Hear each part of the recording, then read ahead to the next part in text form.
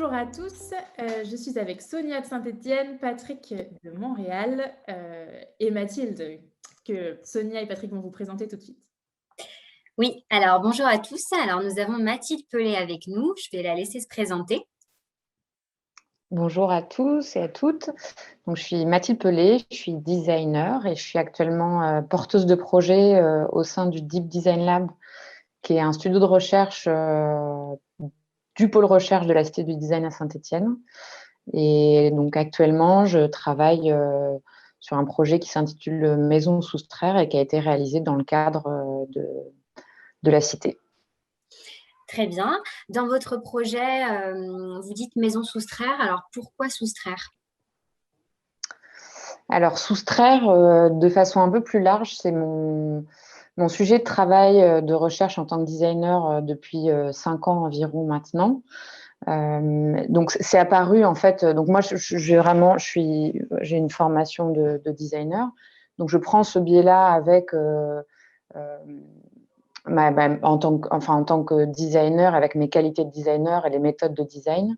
Et ce verbe, je me suis emparée de ce verbe-là parce qu'à un moment, j'ai eu une espèce de crise face à ma discipline en me disant, finalement, est-ce que moi, je ne suis pas là uniquement pour ajouter de la matière, des nouveaux objets, des nouveaux besoins, sachant qu'en face, il y a une réalité contemporaine qui appelle plutôt à la modération. Donc, c'est un mot que j'ai laissé rentrer dans mon bureau, que j'ai mis un peu dans un coin, que j'ai observé. J'ai essayé de prendre de la distance un petit peu aussi pour pas avoir une posture critique non plus. J'avais vraiment envie d'avoir cette posture justement plutôt du chercheur et voir comment ce verbe-là pouvait influencer ma pratique de designer. Se sont ensuite développés différents projets expérimentaux, dont Maison Soustraire. Et dans Maison Soustraire, donc je viens soustraire de la matière des objets qui composent mon environnement domestique. Et ce travail-là me permet de déconstruire les objets, donc de comprendre un petit peu leur matérialité, leur forme aussi, et savoir comment finalement ces modifications de forme vont aussi transformer les usages. Et aussi finalement, ça permet aussi de déconstruire ce qu'on nous propose comme un environnement domestique standard, occidental, et d'aller un peu mettre en ruine en fait ces propositions qui sont de l'ordre d'un environnement domestique standard. Est-ce que vous pouvez nous parler un peu plus de comment vous avez développé le projet de la maison soustraire? Quelles ont été ses principales étapes? Oui, alors c'est une invitation du Deep Design Lab, c'est Olivier Perrico et Simone Fellinger qui m'ont proposé de travailler sur un type de projet expérimental que j'avais déjà plus ou moins réalisé en 2017 à Saint-Étienne, mais avec des moyens beaucoup moins importants. Donc là, l'idée, c'était vraiment d'avoir ce même travail de soustraction sur les objets, mais avec en tout cas une documentation et une approche scientifique et de traçabilité finalement de tout ce qui se passe durant cette expérience extrêmement précise. Donc, dans un premier temps, il a fallu définir cette liste d'objets, en fait. Donc, c'est quand même une recherche située, c'est-à-dire que c'est une recherche les objets qui composaient cet habitat, c'est un habitat entre guillemets standard, mais qui correspondait aussi au mode de vie de Mathilde Pelé, la designer qui s'installe à Saint-Étienne pour faire son projet expérimental. Donc, il n'y a pas de prétention à avoir, en tout cas, un modèle qu'on pourrait répéter en tant que modèle de recherche. Donc ça, c'est très important. Par contre, on a aussi voulu que ce projet expérimental, puisqu'il y avait des moyens qui étaient assez importants et qu'on pouvait le porter sur un temps assez long, qu'il puisse profiter éventuellement à d'autres disciplines ou d'autres chercheurs qui seraient intéressés par le projet. Donc en mai 2020, on a transmis un appel à projet en définissant finalement des thématiques qui m'intéressaient, qui nous intéressaient au Deep Design Lab, et en proposant que ces thématiques, que d'autres chercheurs s'emparent de ces thématiques avec leur propre point de vue, leur propre discipline. Donc ça, c'était la phase de départ où on a eu des réponses donc, de différentes personnes, notamment d'un master en géographie numérique de l'université Jean Moulin à Saint-Étienne, qui a souhaité faire travailler ses étudiants autour du projet. Donc, ils avaient pour objectif de faire une cartographie mondiale de la matière qui était réunie dans cet appartement. Donc, évidemment, sachant cela, moi, dans ma préparation du projet, alors pour moi-même, pour vraiment réaliser le suivi de chacun des objets, je l'avais déjà fait, mais là, je l'ai poussé un peu plus loin. C'est-à-dire qu'eux, ils avaient les informations d'où avait été sourcé l'objet. Si c'était du neuf, ils avaient le lien vers le vendeur ou le fabricant, etc. Et les étiquettes, éventuellement, s'il y en avait, pour savoir les matériaux. Donc, il y a vraiment eu un travail en amont qui visait à ce que quand on démarre le projet, on ait tout en main pour que l'analyse soit bien faite et qu'on puisse vraiment pas être dans le bidouillage au départ du projet expérimental, mais déjà bien préparé et savoir qui était impliqué dans le projet ou pas. Voilà. Et donc ça, c'était un peu une première étape. Il y avait aussi la volonté de faire un arbitrage citoyen du projet. Donc finalement, sur les 112 objets qui constituaient mon environnement domestique, il y en a 14 qui étaient retravaillés par semaine. Et ça, c'était décidé par un vote en ligne. Donc il a fallu préparer sur le site internet une petite plateforme pour que les gens puissent désigner des objets, commenter leur choix aussi. Donc ça, c'est une matière qu'on a récoltée, c'est-à-dire que tous les gens qui ont participé à ces votes, ils pouvaient commenter leur choix et aussi répondre à des questions sur des besoins dans l'habitat domestique. Donc, il y a eu un travail d'enquête qui a été fait grâce à ça aussi. Et donc ça, ensuite, ça nous a permis d'engager le projet mi-octobre. Donc, pour 8 semaines, l'expérience en elle-même. Moi, j'ai continué à habiter dans l'appartement un petit peu après, ce qui m'a permis finalement de laisser un peu sédimenter cet espace qui avait été transformé pendant les 8 semaines et de profiter un peu de la vie dans cet environnement domestique sans avoir à toujours intervenir sur les objets. Donc, c'est une analyse qui est un petit peu différente aussi et qui a été faite après l'expérimentation. Et sinon, sur ces 8 semaines, le principe était assez simple. Le lundi, moi, je déterminais, grâce au vote, les 14 objets qui allaient être soustraits dans la semaine. Travail de documentation de chacun des objets dans son état avant soustraction. Quels sont ses usages? Alors, est-ce que ce sont des usages qui sont standards ou attendus, ou est-ce qu'il y a eu des usages détournés de l'objet depuis le début du projet? Où est-ce qu'il se situe? Est-ce qu'il a navigué entre plusieurs pièces, etc. Comment moi j'envisage la soustraction de cet objet? Est-ce que je pense qu'avec un tiers, je vais pouvoir sauver la fonction? Parce que la question était tout le temps posée. Mais il est bien évident que pour certains objets, je savais très bien qu'avec seulement un tiers, je ne pourrais pas sauver la fonction. Et auquel cas, j'essaie d'imaginer comment j'allais pallier ce manque. Est-ce que ce sera un changement de posture, l'utilisation d'autres objets ou le détournement d'autres objets pour pouvoir répondre à ces besoins. Et donc ça, c'était le travail du lundi matin, on peut dire. Et lundi après-midi, il y avait tous les objets qui étaient démontés, pesés. Donc ça quand c'était possible. Et ça permettait d'orienter finalement les choix qui allaient être faits dans la soustraction. Donc c'est d'autres documents. Donc tout ça, c'est extrêmement documenté. Et puis après, il y avait un travail d'atelier qui consistait à réduire les objets. Donc j'avais une assistante avec moi qui n'habitait pas dans l'appartement, mais qui par contre m'assistait la journée dans l'atelier. Donc la plupart du temps de notre semaine était destiné à ça, dessiner et puis après produire de nouveaux objets à partir d'objets qui existent déjà, ce qui est très différent d'une démarche habituelle en design. Et du coup, dans toutes ces étapes du projet, est-ce qu'il y a des étapes qui ne se sont pas passées comme prévu, des étapes auxquelles vous n'auriez pas pensé est-ce qu'il y a eu des choses auxquelles vous n'étiez pas préparé? Alors, ce qui était très important c'était disons, l'imprévu. Fallait pas qu'il y ait d'imprévu au niveau de la documentation, de notre capacité à documenter ce qui se passait. Donc ça, on a été assez précis. Après, pour le reste, c'est ce qui fait aussi finalement la recherche et l'expérience, c'est de se dire, on n'a rien prévu en fait, on ne sait pas ce qui va se passer. Mais par contre, ce qui est important, c'est qu'on soit capable de garder une trace de tout ce qui se passe.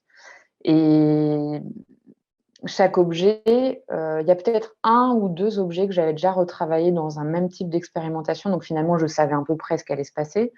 Mais sinon, pour les 112 objets, à chaque fois, c'était différent.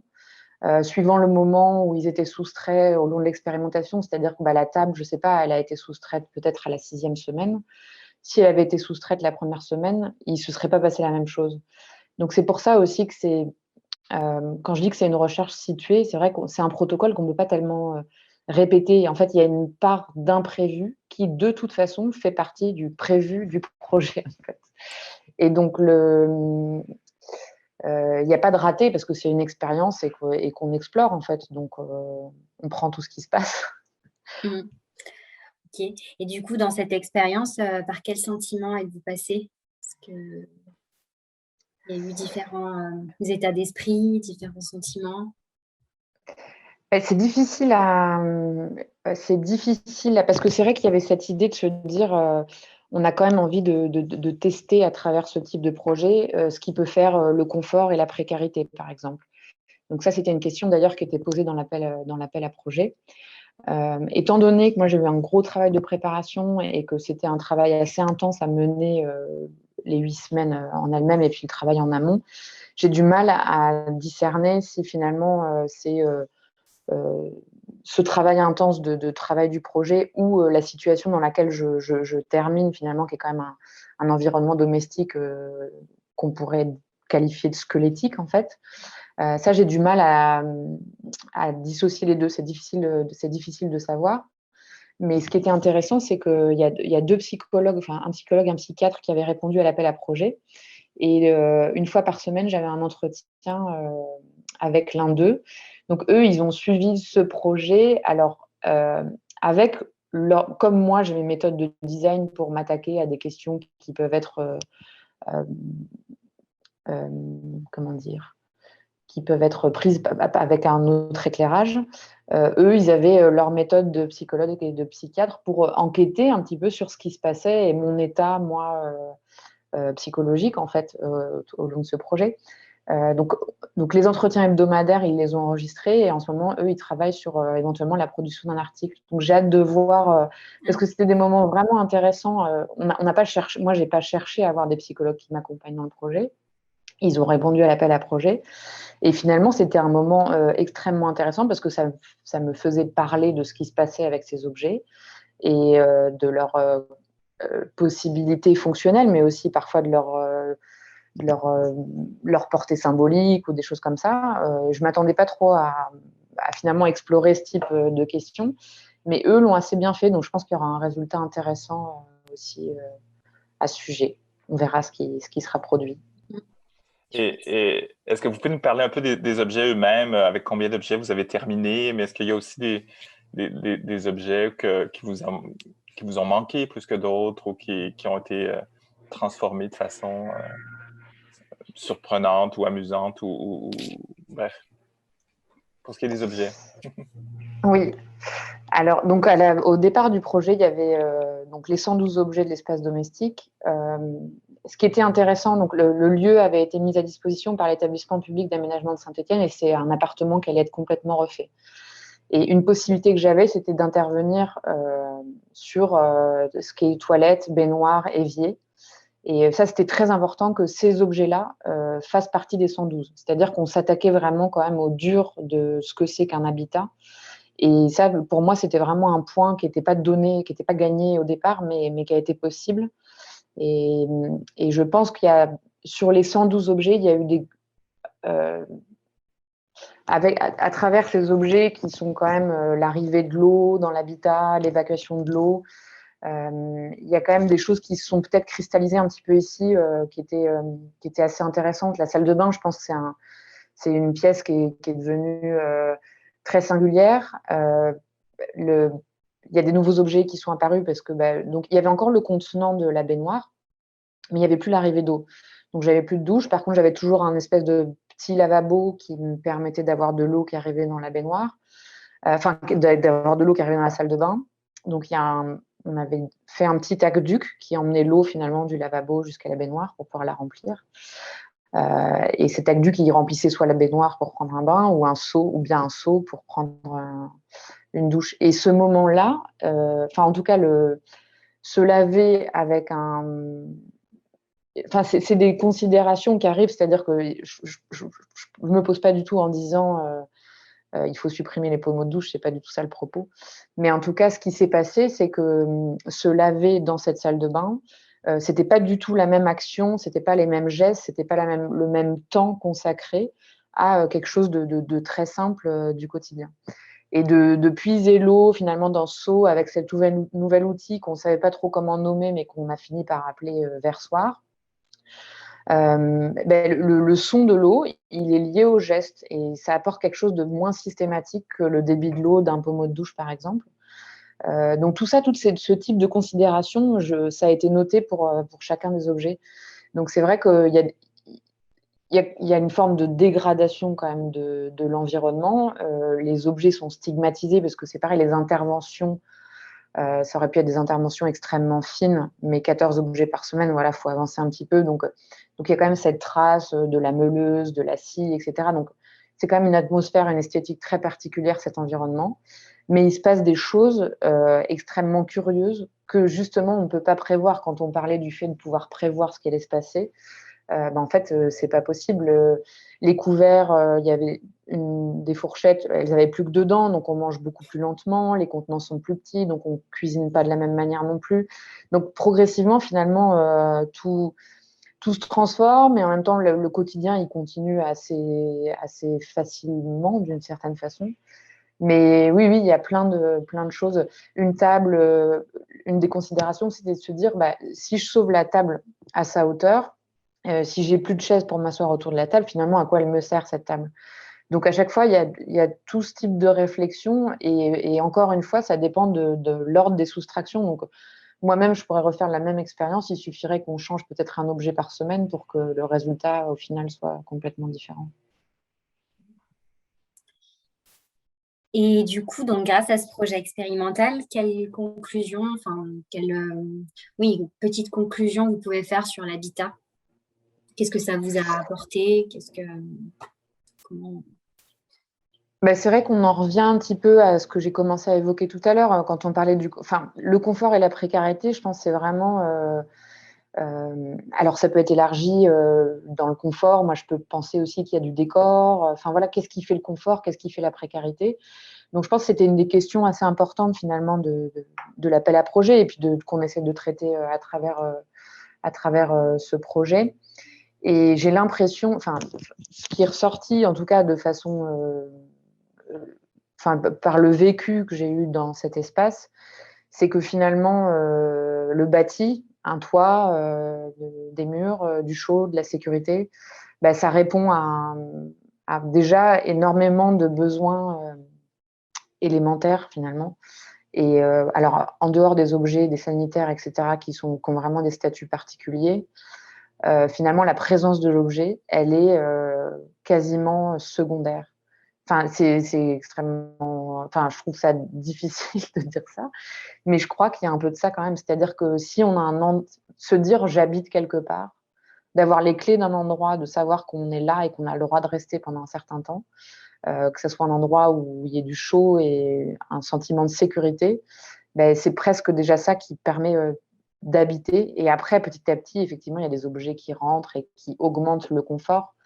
Mais le bâti, il est extrêmement important.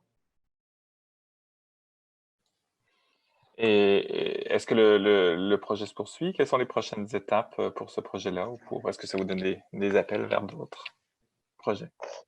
Alors, ça donne plein d'appels, mais il faut d'abord essayer de traiter finalement toute la matière qu'on s'est attaché à bien documenter pendant le projet. Donc, j'ai un dossier par objet, donc il y a plein de données qu'il faut encore que je traite. Il y a beaucoup de photographies, aussi les enregistrements que je faisais pour chacun des objets en début de projet, la semaine de la soustraction et puis en fin de projet. Donc, il y a tout ce travail-là à faire. J'ai été suivie aussi par un vidéaste pendant ce projet.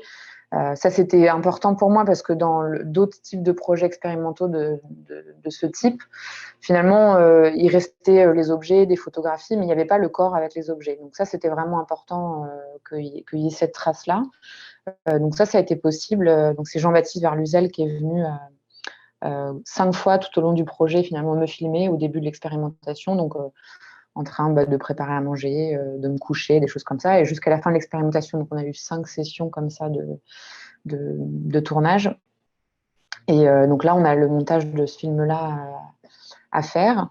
Et puis, voilà, il y a les chercheurs associés, finalement, qu'on travaillait, il y avait Jérémy Cheval de l'École urbaine de Lyon qui était un gros partenaire de ce projet et qui a coproduit ce projet, qui est venu plusieurs fois aussi, lui, donc il prépare un article sur le projet, les psychologues dont j'ai parlé, les cartographies du master Géonum. Et puis, il y a toute une matière singulière finalement qui est exploitable. Alors, il ne faut pas bondir trop vite sur un autre projet de ce type parce qu'il faudrait réussir à traiter finalement tout ce qu'il y a à traiter. Donc, il y a une mise en forme de la photographie, de la vidéo, des enregistrements.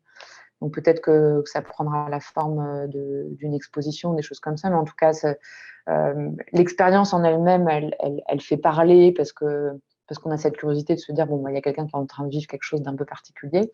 Mais ce qui est vraiment intéressant après, c'est de réussir à traiter toute cette matière. Et aussi, notamment, la matière finalement qui a été soustraite, donc les 2/3 de matière de tous ces objets, a été stockée de façon très, très précise. Donc, pour chacun des objets, tout est mis dans des petits sachets, etc. Et ça, c'est une matière... alors, on n'a pas encore travaillé là-dessus, mais on l'avait mis dans l'appel à projet. On appelle ça un peu la matériothèque de l'Anthropocène. C'était d'essayer de faire un travail d'analyse de cette matière soustraite et d'essayer d'estimer le potentiel de cette matière. En fait. Quels sont les potentiels de cette matière, de ce qu'on a retiré de ces objets, qu'est-ce qu'on peut faire avec éventuellement. Alors, il ne s'agit pas de faire de nouveaux objets, mais vraiment de le considérer comme une potentielle matière première ou qu'est-ce que ça représente, en fait, tout ça. Et ça n'a pas trop encore été travaillé, mais par contre, c'est très bien stocké et c'est prêt à être étudié aussi. Bien. Et alors, du coup, donc, pour conclure, est-ce que vous prévoyez d'exposer votre travail lors de la prochaine Biennale internationale design Saint-Étienne en 2022 ? Alors, c'est en cours de discussion pour savoir quelle forme ça prendra. Mais le film sera très certainement présenté.